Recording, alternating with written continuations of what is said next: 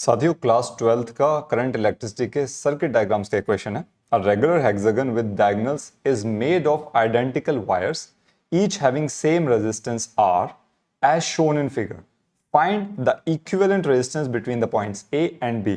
ये एक point A है, ये एक पॉइंट B है, इसके बीच में इक्विवेलेंट रेजिस्टेंस निकालना है और हमें ये इस तरह से ये रेजिस्टर्स का एक कॉम्बिनेशन दिया हुआ है। तो इसमें सबसे पहले देखिए, इसको कई तरीके से किया जा सकता है। एक इसमें सिमेट्री का मेथड भी आ सकता है, जिसको हम इस तरह से देख सकते हैं कि लेफ्ट हैंड और राइट हैंड की सिमेट्री होती है। और इसमें एक बेसिक चीज और है जो मैं आपको समझाता हूँ, बहुत ही आसान इसको बनाते हैं। एक काम करते हैं, इसको मैं जरा कॉपी कर करके और ये डुप्लीकेट कर लेते हैं यहाँ पे। Let me show you. अब इस डायग्राम में आपको शो करूंगा। अब देखिए, इन केस सपोज करो हम इसको ना एक सेल से कनेक्ट कर देते हैं। अब इस लॉजिक को समझना, ये कॉन्सेप्ट इंपॉर्टेंट है, ध्यान से दीजिएगा। यहां से करंट फ्लो कर रहा है और मैं बैटरी हटा दिया, ठीक है। यहां से 3 जगह वो करंट फ्लो कर रहा है। सपोज यहां पर I1 फ्लो कर रहा है। मैं पहले इस I1 को समझाता हूं, बाकी कंफ्यूजन ज्यादा हो जाएगा, इसलिए इसको हटाते हैं। अब ये I1 यहां पे जाएगा तो यहां पे फ्लो करेगा और वो इस आर्म के अंदर भी फ्लो करेगा, ठीक है। अब इस आर्म में जब वो फ्लो करेगा तो यहां से जाकर के हमेशा वापस जाता है ऐसे, रिमेंबर दिस थिंग। और वो इस आर्म में फ्लो करता हुआ यहां पे आ रहा है, ये फिर से मीट कर जाएगा। मतलब ये जो आर्म में करंट फ्लो कर रहा है, ठीक है, ये वापस वहीं पे जाकर के मीट कर जाएगा। दिस इज नोन है, ये सिमेट्री का एक ऑप्शन मैं बता रहा हूं, ठीक है। तो हम क्या कह सकते हैं कि ये जो आर्म है ना, ये इस तरह से कनेक्ट हो सकती है। फिर से ध्यान रखना, क्या बता रहा हूं मैं कि यहां पे जो करंट आ रहा है, ये देखो यहां पे आने के बाद वापस रिबाउंड करेगा। ऐसा मान लो कि वापस यहां से जाएगा और एक पार्ट यहां से फ्लो करेगा, ठीक है। तो जब ये यहां पे जा रहा है तो हम ये मान सकते हैं कि यहां से ना कनेक्टेड नहीं है, हम इसको अज्यूम कर लेते हैं कनेक्टेड नहीं है। अब मैं इसका थोड़ा सा अपडेटेड डायग्राम आपके लिए बताता हूं, नेक्स्ट स्टेप में क्या होगा। तो मैं इन दोनों को यहां से हटा देता हूं और हम क्या करते हैं कि मान लेते हैं ये वो जो रेजिस्टर था ना, ये ऐसे बनाते हैं इसको। एक ये रहा हमारा आर और ये का आर, और ऐसा ही ये दूसरी साइड में भी होगा। सिमेट्री से वो कहते हैं, दूसरी साइड में भी सेम ही होने वाला है। मतलब ये जरूरी नहीं है, देखने में लग रहा है जो पॉइंट सी है ना, ये किसी पॉइंट पे कनेक्टेड है, हम इसको मान सकते हैं अलग हो गया। अब देखिए यहां से हम इसको कैसे सॉल्व कर सकते हैं। अब आई थिंक आपके लिए इजी हो जाएगा। सो व्हाट विल डू, अब हम करेंगे, ये जो दो रेजिस्टर्स हैं ये दोनों सीरीज में है, ठीक है। तो एक काम और देखो, ये एग्जैक्टली सिमेट्री दिख रही है। मतलब इस लाइन के ऊपर जो कॉम्बिनेशन है बिल्कुल वही नीचे भी है फॉर द टाइम बिंग। तो हम इससे ऊपर वाले कॉम्बिनेशन को फर्स्ट सॉल्व करेंगे, ठीक है। आई होप आपको समझ आ रहा होगा। देखिए, सो मैं बात कर रहा हूं, ये एक इस तरह से कॉम्बिनेशन था हमारा, ठीक है। ये 3 रजिस्टर और ये जो बीच में था यहां पे लगा था, ठीक है। ये सिर्फ मैं कौन सा पार्ट की बात कर रहा हूं, अभी हम इस पार्ट की बात करें। Now look at this, what are we going to do. ये दोनों सीरीज में हैं रेजिस्टर्स, ठीक है। दैट मींस ये देखिए, ये R था, ठीक है। अब इन दोनों को हमने सीरीज में कंबाइन कर दिया। तो इसका नेक्स्ट डायग्राम क्या होगा, I put it over here. यहां पे चलते हैं, duplicate, let's put it over here.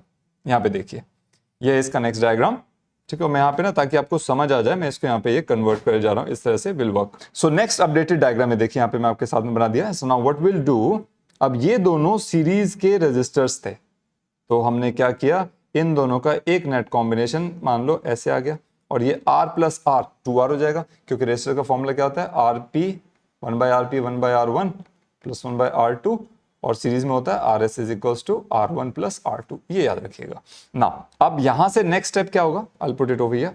अगले स्टेप में क्या होगा, देखिए ये इस तरह से हो जाएगा। नाउ आप देखिए, ये दोनों रेजिस्टर्स पैरेलल कॉम्बिनेशन में आ रहे हैं, सो 2R प्लस R, ठीक है। तो इनका ये R और R साइड वाले ऐसे आगे, यहां पे जो आएगा इसकी वैल्यू होगी 1/RP, अगर निकालेंगे 1/R प्लस 1/2R, तो ये क्या हो जाएगा, ये हो जाएगा आपका 2 प्लस 1 3/2R। तो RP क्या हो जाएगा, 2/3R, रेसिप्रोकेट कर देंगे, ठीक है। तो ये कितना होगा आपका 2R/3। क्लियर, इस तरह से बात होगी। अब ये तीनों रेजिस्टर्स क्या है, ये तीनों रेजिस्टर्स किस में आ रहे हैं, पैरेलल में आ रहे हैं। इसका मतलब इसका नेक्स्ट अपडेटेड डायग्राम आपका क्या हो जाएगा कि यहाँ पे मान लो ये एक ही रेजिस्टर हो गया है, और ये कितना है, पैरेलल में है, मतलब सॉरी सीरीज में है तीनों। ये वाले में बात कर, ये सीरीज में ना, तो इसका नेट सीरीज अगर यहाँ पे लिख देता हूं मैं, वो क्या आ जाएगा, R प्लस 2R/3, ठीक है। कितना आ जाएगा, 2R प्लस 2R/3, ये हो जाएगा 6 7 8R/3, ठीक है। तो ये हमारा 8/3R। इसका मतलब क्या हुआ, ये जो पोर्शन है ना, इतना पोर्शन, ये सारा सॉल्व होकर के 8/3R आ गया। अब देखिए ये और ये एग्जैक्टली सिमेट्री थी, तो जितना ये आएगा रेजिस्टेंस की वैल्यू उतनी ही RS ये भी आ जाएगी 8R/3। ठीक है, तो सॉरी, तो मैं इसका अपडेटेड नेक्स्ट वर्जन क्या होगा, अब यहां पे बनाते हैं, इसके बाद फाइनल क्या होगा, मैं इसको यहां पे शो करूंगा। ठीक है, देखिए विल डू दिस, यहां पे आपका ये A पॉइंट था, ये B पॉइंट था।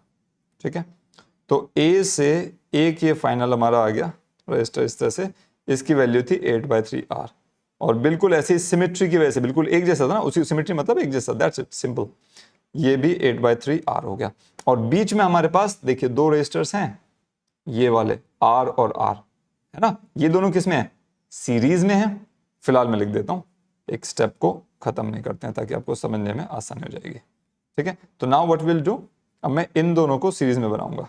ठीक है, दैट मीन्स इससे अपडेटेड डायग्राम आपका ये आ जाएगा, ये A और B के बीच में इस तरह से, ये A है, ये B है, यहाँ पे एक रेजिस्टर है, ये 8/3R हो गया, एक रेजिस्टर है, ये 8/3R हो गया, और यहाँ पे एक रेजिस्टर है जिसकी वैल्यू R + R क्या हो जाएगा, 2R हो गया।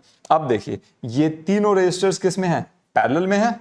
ठीक है, दैट मीन्स वैल्यू हो जाएगी इसकी 1/RP = 8R/3 है, उसका उल्टा 3/8R, प्लस में 3/8R, और प्लस में क्या जाएगा 1/2R, ये बीच में था ना। ओके, अब इन सबको एक काम करो, 1/2R कॉमन ले लो, इजीली हो जाएगा फटाफट से।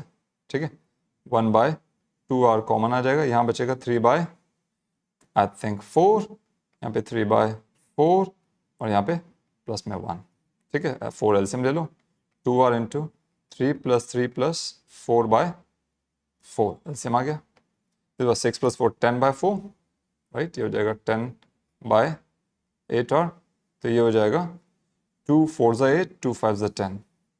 सो RP क्या हो जाएगा, इसका reciprocal 4R/5, that is 0.8R net resistance आ जाएगा। आई होप आपको क्वेश्चन समझ आया होगा, अगर समझ आया तो कमेंट करके बताइएगा, वीडियो को लाइक जरूर कीजिएगा, सब्सक्राइब अभी तक चैनल को नहीं किया तो please do that. Thank you.